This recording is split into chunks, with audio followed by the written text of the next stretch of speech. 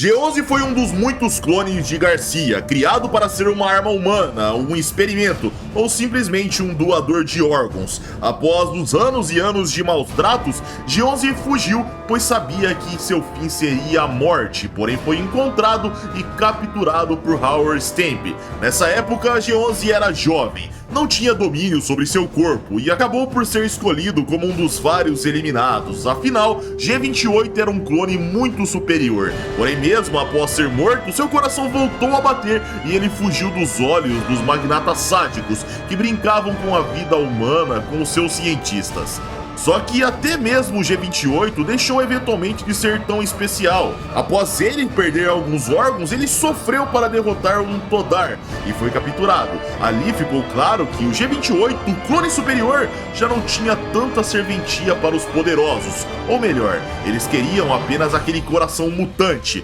Mas vimos o Nadashinkage barrar essa investida e Spencer saiu derrotado de uma espécie de torneio. Com isso, ele localizou o G11 e optou por mandar pegarem o coração dele. Essas ações fizeram G11 eventualmente se aliar à Rússia, mas os russos não eram estúpidos, sabiam da clara conveniência. Então, no vídeo anterior, eles mandaram G11 matar Kiryu como prova da sua fidelidade e dedicação. E assim foi feito. O coração de Kiryu Miyazawa parou. O vídeo de hoje começa com o monitor desligando e enquanto ele subia, Yusif se levantava em respeito, pois atrás do monitor estava Vladimir Putin, o presidente russo. Ele encarava e os soldados prontamente prestavam continência. Surpresos, Kiba e Ryusei pensavam: ele estava atrás da tela?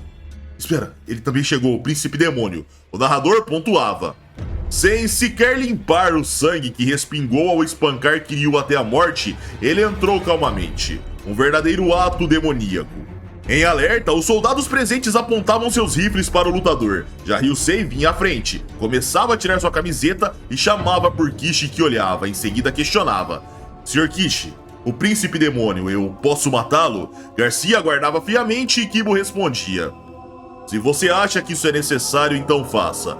Mas você já não é um ser humano tão fraco a ponto de precisar matar os vermes. Yusei cerrava seu punho e agradecia, já o presidente dava o sinal e Yusif exclamava: a luta vai começar. Yusei pensava: eu agradeço, Sr. Kishi, mas eu vou matá-lo. Yusei alertava em voz alta: não me importo de me tornar um criminoso, não me importo de arruinar a minha vida, eu realmente quero matar o príncipe demônio. Putin novamente dava o sinal e Yusif dizia para lutarem. Garcia sorria e questionava: vai me matar? Mesmo um homem monstruoso como aquele, pai é pai, não é?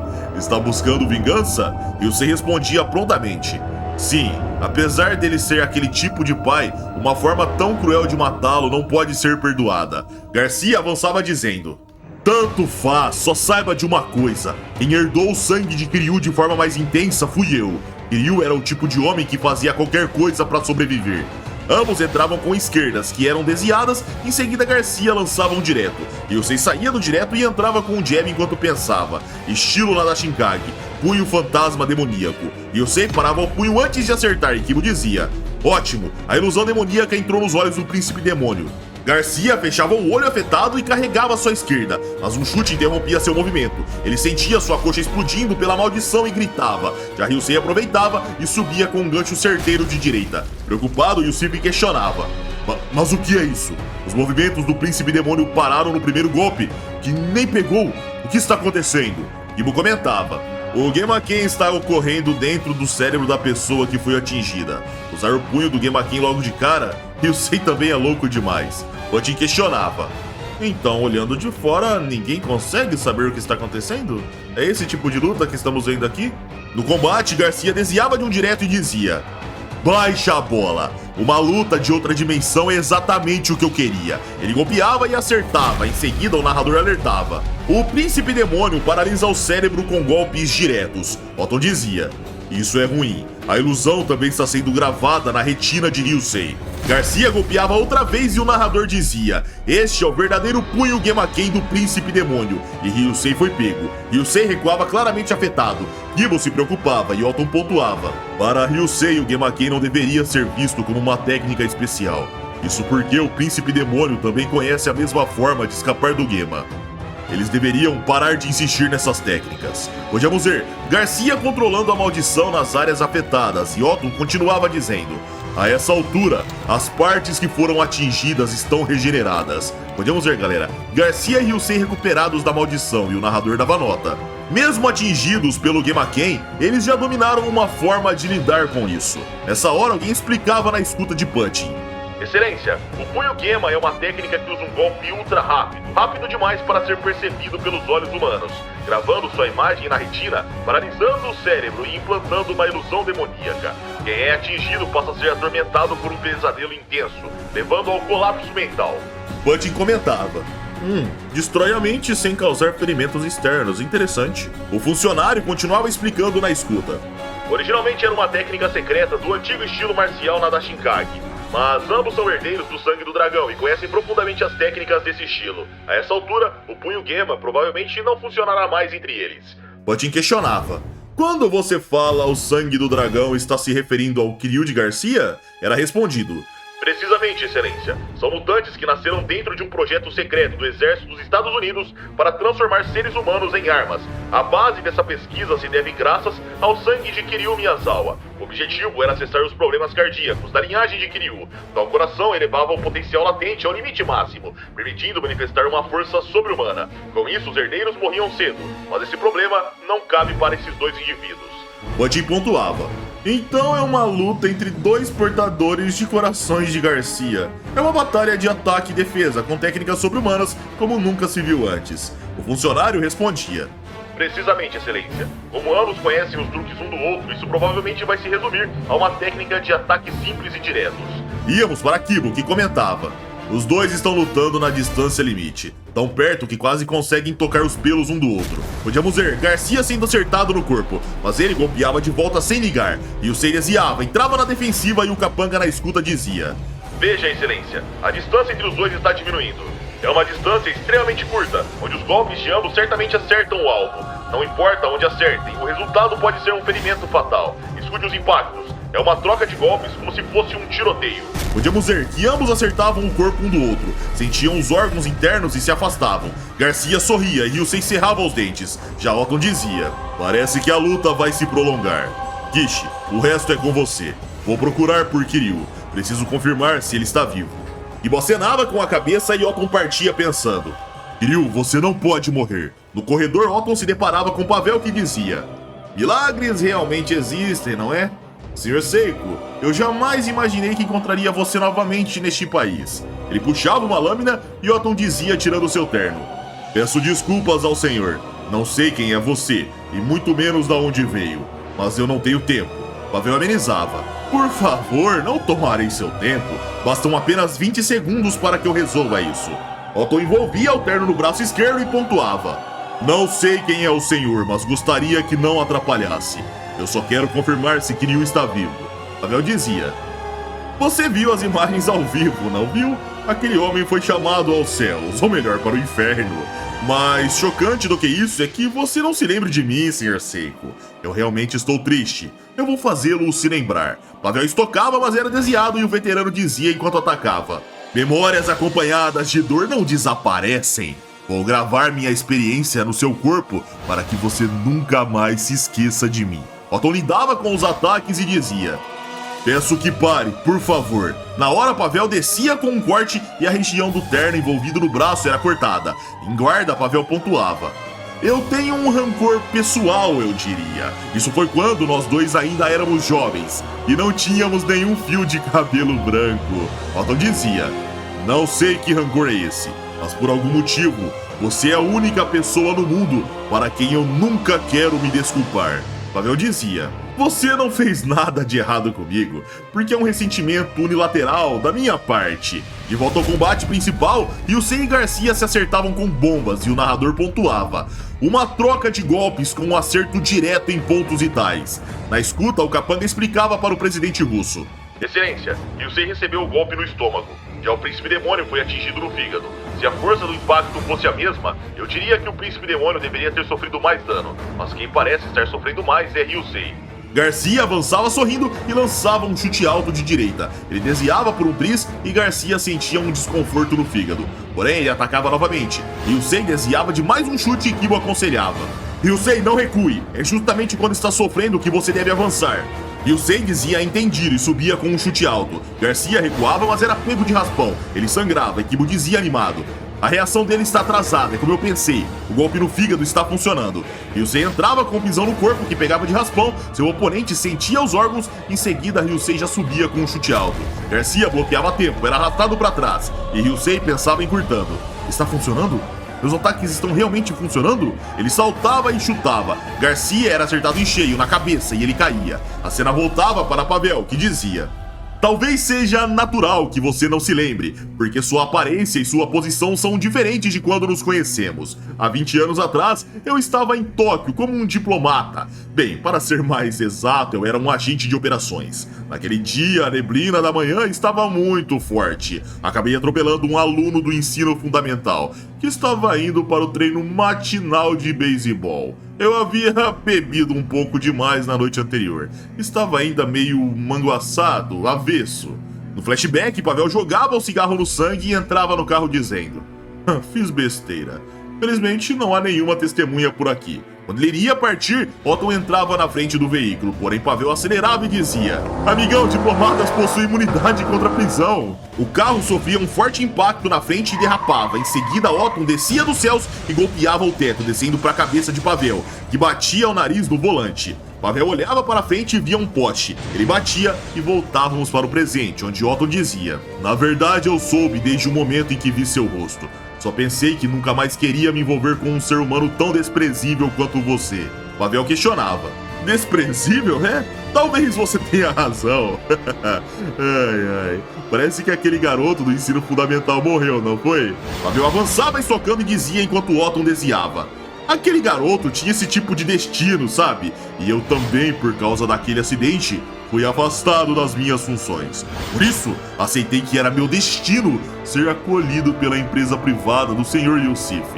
Nessa hora, Pavel acertava a estocada no antebraço de Otton, mas ele se preocupava, pois ele via que tinha acertado na proteção. Agitado, ele dizia: não está saindo. O que é isso? A ponta está no antebraço? Você está contraindo os músculos para impedir que a lâmina seja retirada? Otton entrava com um direto e exclamava: então este será o seu destino. Pavel era acertado em cheio e voava para longe. Em seguida, Otton ajeitava seus óculos e partia dizendo: para sua informação, o garoto atropelado estava no ensino fundamental e voltou à vida no hospital. Milagres existem, mas eu nunca mais quero ver seu rosto, porque ele me faz lembrar de uma imagem dolorida daquele garoto. Pavel ficava inconsciente no chão e retornávamos para o local de combate, onde Kibo dizia: é isso, pô, o chute giratório explodiu na cabeça dele. Preocupado, Yusif dizia: mas isso é impossível? Button olhava de forma séria e questionava: o que está acontecendo? O príncipe demônio foi nocauteado tão facilmente assim? Porém, diferente das demais reações, galera, Ryusei pensava: mas o que é essa sensação? Eu acertei, sim, só que o meu coração tá agitado.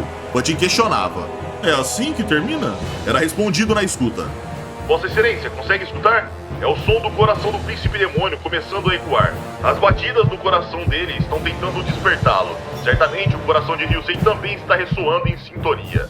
Ryusei via Garcia se erguendo e continuava sendo dito na escuta: seria uma expiação pelo assassinato do pai? Ou um sentimento de alto arrependimento? O príncipe demônio está deliberadamente recebendo os golpes que visam castigá-lo. Garcia dava um tapinha na sua cabeça e dizia: não está funcionando. Ryusei, sua raiva é só desse nível? Você não ia me matar? Kibo fechava a cara e pensava: como eu pensei, esse cara é duro pra caramba. Yusif dizia confiante: ele está brincando com a força de Ryusei. Ryusei disparava e dizia: a luta está apenas começando. Ryusei batia com um swing e um direto. Ambos eram desviados e Garcia questionava: é isso? Isso é tudo? Essa é a sua força máxima? Garcia desviava de outro soco e batia de encontro no corpo enquanto questionava: então este é o seu soco arriscando a própria vida? Ele era acertado no fígado, sentia muita dor e Kibo comentava: droga, ele recebeu um golpe forte pra caramba. Ô Ryusei, agarra ele. Garcia carregava um direto e dizia: Você é fraco. Garcia batia, mas Yusei desviava usando o deslizamento de bala. Animado, Kibo dizia: aí está o deslizamento de bala, boa. Era explicado na escuta. Excelência, a técnica suprema de esquiva do estilo Nanashinkage. Esse é o deslizamento de bala. Yusei batia com um cruzado nas costelas e o dano ia pro fígado. Já Garcia cuspia sangue. Então Kibo comentava: opa! O segundo golpe no fígado. Desvia do golpe do adversário com deslizamento de bala e amplifica a energia devolvendo no corpo. Só que nessa hora, galera, Ryusei cambaleava e caía. Confuso, Kibo questionava: o que? O Ryusei caiu? Podíamos ver Ryusei com dor no chão. Já Garcia o encarava de cima e Putin questionava: o que significa isso? Era respondido na escuta: Excelência, o golpe no fígado que o Príncipe Demônio acertou antes está fazendo efeito. Putin questionava: então o Príncipe Demônio não sofreu dano algum? Era respondido: ele está suportando, Excelência. O Príncipe Demônio está acostumado ao sofrimento do inferno. A cena cortava para Seiko, chegando até um grupo de soldados, até que podíamos ver que 2 deles carregavam um corpo num saco preto, e Seiko questionava: com licença, o corpo de Kiryu está aí dentro?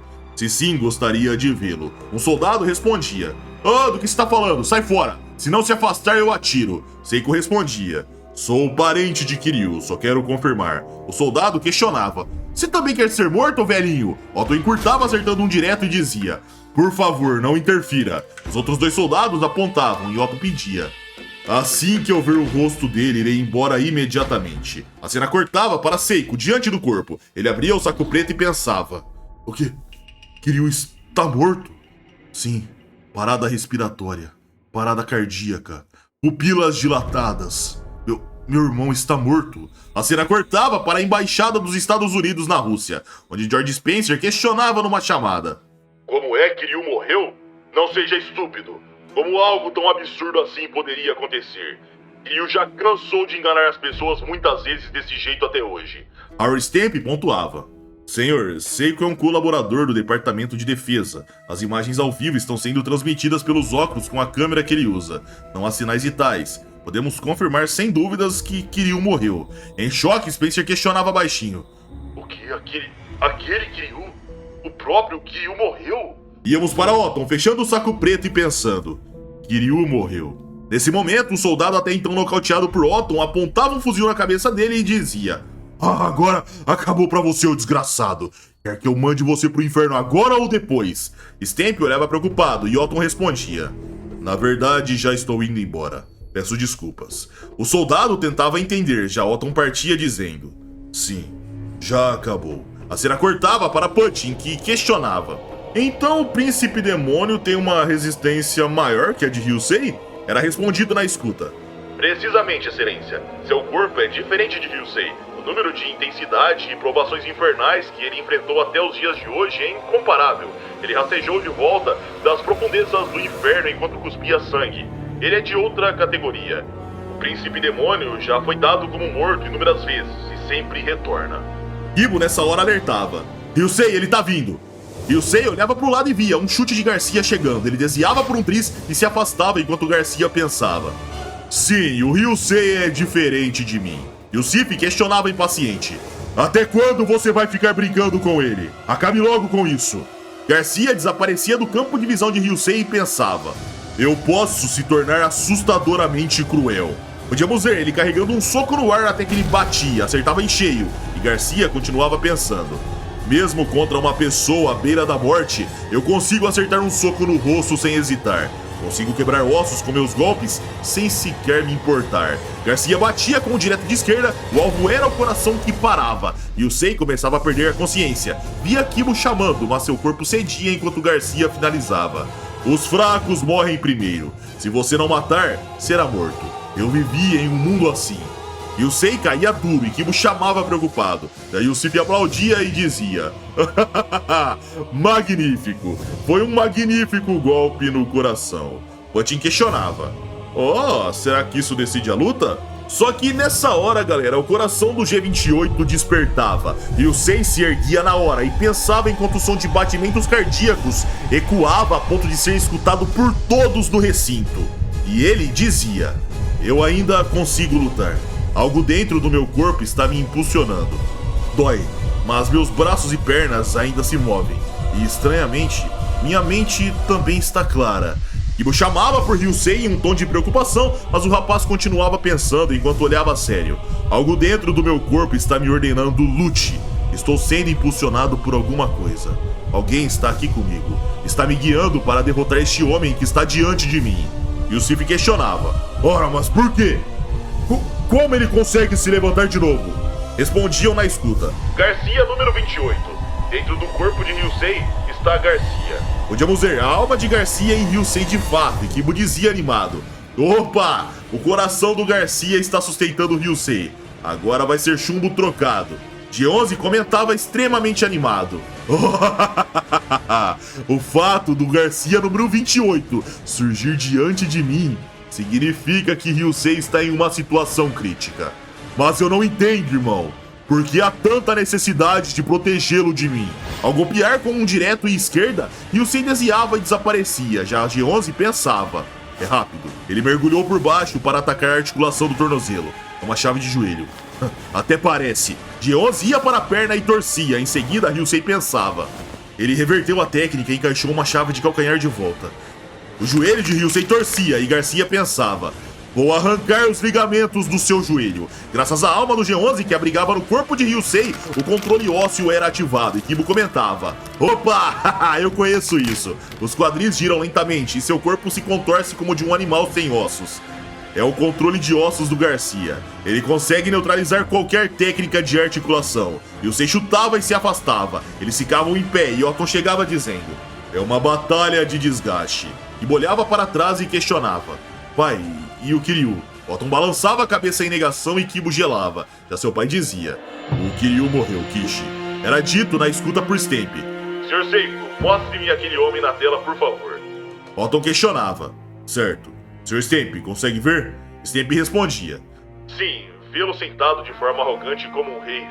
Irritante mesmo. Um ditador obcecado por um governo imperialista. Até as sanções econômicas parecem estar cheias de brechas por meio de países terceiros. E ainda tem a tranquilidade de assistir lutas. O que faremos, diretor Spencer? George Spencer respondia. Se o Kiryu morreu, este plano foi por água abaixo. Não teremos escolha a não ser cancelar a operação de derrubar esse homem. Íamos para G11, que pensava. Por quê? G28, você. Por que está apoiando alguém como Ryusei? Para manter Ryusei vivo, arrancaram o seu coração. E você até lhe deu seus olhos. Ryusei não tem um valor tão grande assim, irmão. Ele não merece isso de você. Nessa hora, a alma de Garcia respondia através de Ryusei. Ele soltava um grito de guerra. Já Yusif questionava. Príncipe Demônio, até quando pretende ficar brincando? Acabe logo com esse garoto de uma vez só. O único caminho para você sobreviver é fazer sua excelência reconhecer sua força, matando esse garoto de um olho só. G11 avançava pensando. Entendo. Agora eu compreendo, G28. Você quer viver, não é? Ryusei se surpreendia com a aceleração, fechava sua guarda e defendia enquanto G11 pensava. Se o Ryusei morrer, você acha que também desaparecerá? Sim, é isso. Então vou mandar os dois para uma cova de uma vez só. G11 entrava com um chute nas costelas e continuava pensando. Oferecer um coração e um olho para um sujeito desses? Kibo comentava. Droga, as costelas e a lateral do abdômen dele foram destruídas por um chute médio. Ele está agarrando o adversário apenas para ganhar tempo. G11 entrava com um direto e pensava. Vou provar que isso não tem significado algum. Primeiro eu caí nas profundezas da morte e só então vivi. Quando o direto iria acertar, Ryusei desviava deixando uma imagem residual. Ele juntava suas duas mãos e entrava batendo com um punho de Bodhisattva. A marca de Buda surgia no peito de Garcia. Kibo se surpreendia e Yusif questionava. Ei, o que aconteceu? O narrador pontuava. A manifestação de Bodhisattva é a prova de que a onda de impacto penetrou profundamente no corpo. Lá não existe dor, ódio, nem o eu ou o adversário. É um estado de vazio. Este é o segredo entre os segredos do estilo Nadashinkage, o punho de Bodhisattva. Ao ver aquilo, Putin questionava. O que aconteceu? O príncipe demônio, que estava em vantagem esmagadora, caiu num instante. Era respondido na escuta. Excelência, essa é a técnica milagrosa do estilo Nadashinkage, o punho de Bodhisattva. Yusif questionava furioso. O que você está fazendo? Levante-se logo, príncipe demônio. Íamos para Kibo, que questionava. Ô pai, quando foi que você ensinou o punho de Bodhisattva para ele? Otton respondia. Eu não ensinei. Ele provavelmente devorou todos os manuais da escola Nadashinkage. e dominou a técnica sozinho. Kibo comentava: esse moleque do Ryusei é assustador. Não é perfeito, mas já tomou forma. Mesmo possuindo o coração mais forte, quando entra numa situação crítica, ele sempre dependia do suporte físico que o Garcia dava pra ele. Mas ele foi além disso. Como uma criança obcecada em zerar um jogo, ele continuou absorvendo as técnicas da escola Nadashinkage uma após a outra, chegando em outro patamar. Otton alertava: prepare-se, ele vai se tornar um adversário formidável até mesmo pra você.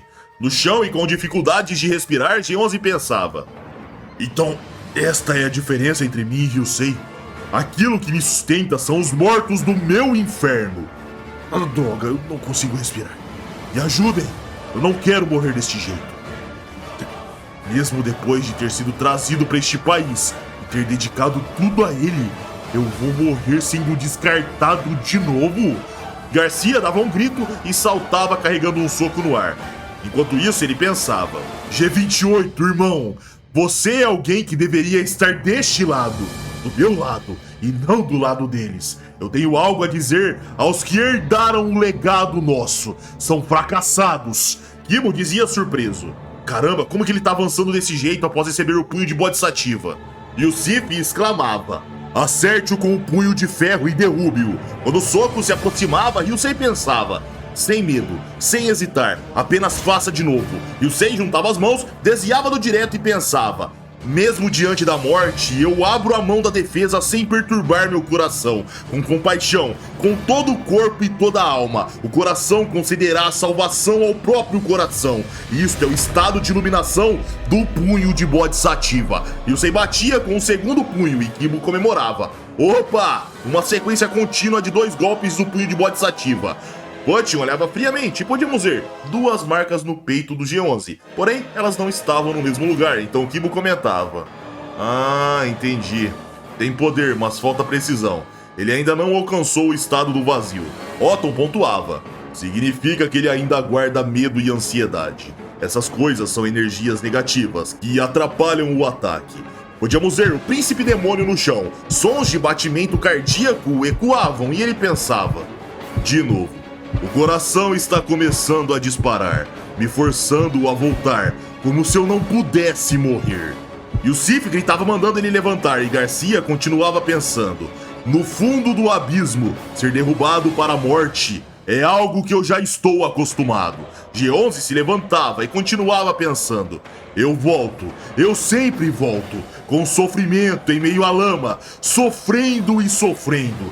Eu sei que se suportar todo esse sofrimento e conseguir se erguer dele, eu me tornarei ainda mais forte e resistente.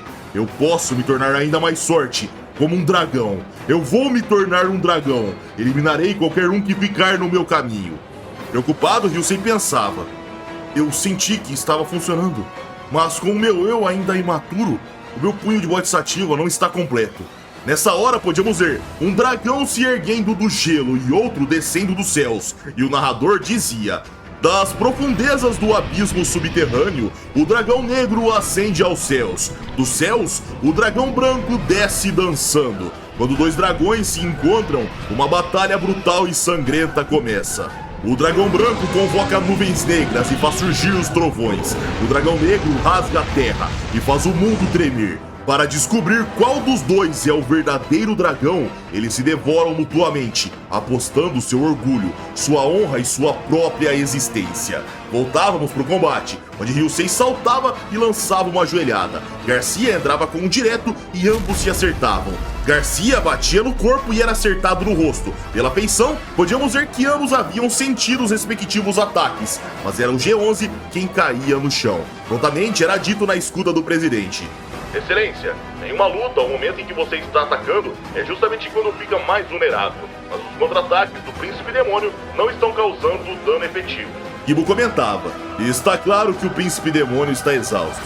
Se não estivesse, jamais teria sido atingido por uma joelhada tão forte assim. Com dor nas costelas, Ryusei questionava: é de alguma forma estranho, não é? Apesar de eu sentir tanto medo do Príncipe Demônio, já não sinto isso com a mesma intensidade. Na verdade, acho que o Príncipe Demônio é quem está sentindo medo. Eu cheguei a pensar que, em termos de habilidade de combate, talvez eu seja até superior. Garcia dizia se erguendo: que disse? Pare de ser arrogante, garoto. Por que eu teria que sentir medo de alguém como você? Vou gravar nesse seu corpinho franzino um medo absoluto que jamais cicatrizará até o dia da sua morte. Você terá pesadelos, acordará gritando durante a noite e continuará tremendo mesmo ao despertar. Você vai se arrepender pelo resto da vida de ter lutado contra mim. Garcia encurtava com um jab e um direto. Ambos eram esquivados, mas ele lançava um chute baixo forte na perna. Yusei sentia dor e olhava pra baixo, só que na mesma hora ele já tomava um chute no meio da cara. Kibo chamava preocupado e Yusif percebia algo.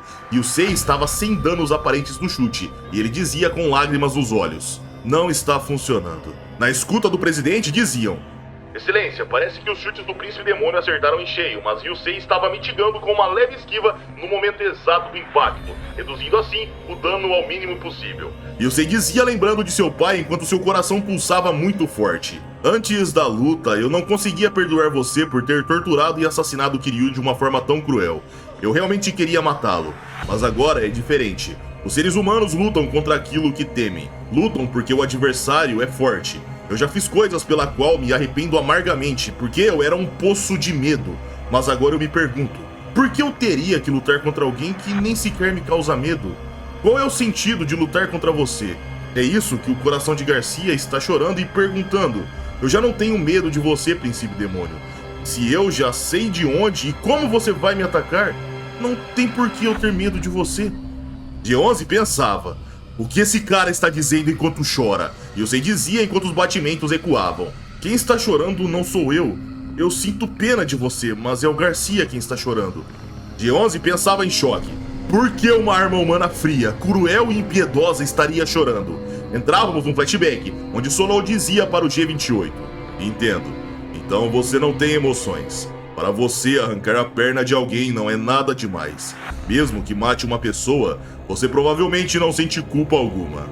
Garcia, o que é você? Se você não consegue entender a dor das pessoas, pode mesmo ser chamado de humano? Íamos para o momento em que o G28 venceu Ryusei e ele pensava: eu lutei contra Ryusei corrompida em uma situação desfavorável. Mesmo vencendo, ninguém me elogiaria. À frente, Kiryu dizia: esse corpo e esse talento que você possui foram dados por mim, e eu quero que você devolva. Garcia colocava a mão na própria cabeça e pensava quebrando seu pescoço. Ao único homem que considerei meu pai neste mundo, Kiryu. Fui forçado a encarar a morte. A cena cortava para Sonou com seu sobrinho sem vida nos braços, e ele dizia: Garcia é um ser humano. Apenas os seres humanos podem tirar a própria vida, por compaixão e dignidade. Voltávamos para o presente, onde Ryusei dizia: Garcia não podia falar, mas ele possuía uma alma humana e ela está dentro do coração. Ele desenvolveu uma empatia capaz de compreender profundamente a dor e o sofrimento. Inclusive, ele compreende o que você sente. Kibo questionava baixinho: empatia? Revoltado, o Príncipe Demônio dizia: ah, não brinque comigo. Você está dizendo que ele sente pena de mim? Você está dizendo que ele morreu e se tornou empático? Yusei desviava de uma sequência de socos, mas tomava um chute na cara enquanto Garcia dizia: ser alvo de pena de um morto não é nada além da maior das humilhações. Só que ao acertar, galera, G11 se surpreendia. Kibo também. Otton e o Sif Putin olhavam mais friamente, e Ryusei dizia no chão enquanto chorava: de fato, um chute alto, assassino e devastador. Até pouco tempo atrás, um único chute desses teria causado uma concussão até no mais feroz dos lutadores. Eu jamais teria coragem de pensar em desviar por um tris apenas para contra-atacar. Mas agora consigo medir perfeitamente a distância e o tempo de ataque, e enxergá-lo com extrema clareza. Seu coração está gritando de dor, mas mesmo sendo tão forte, sua potência e sua precisão certamente diminuíram. Inconformado ao receber misericórdia, G11 avançava questionando: você está dizendo que o coração desse seu mutante é superior ao meu coração?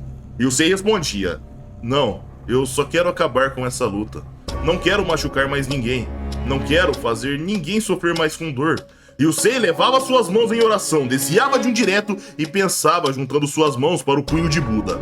Eu quero salvar você, Príncipe Demônio. Só isso, nada mais.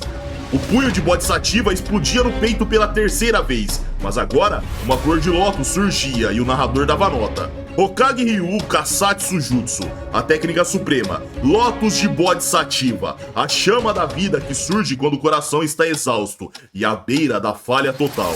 Em choque, G11 pensava: meu corpo começou a pesar como chumbo. Eu não consigo mais me mover. Ryusei pensava: vamos parar com isso, por favor, permaneça nesse estado de paralisação funcional. Podíamos ver, galera, Punch assistindo acima, e o Príncipe Demônio pensava: não, eu ainda consigo lutar. Meus dedos ainda se movem. Lentamente, mas ainda consigo avançar.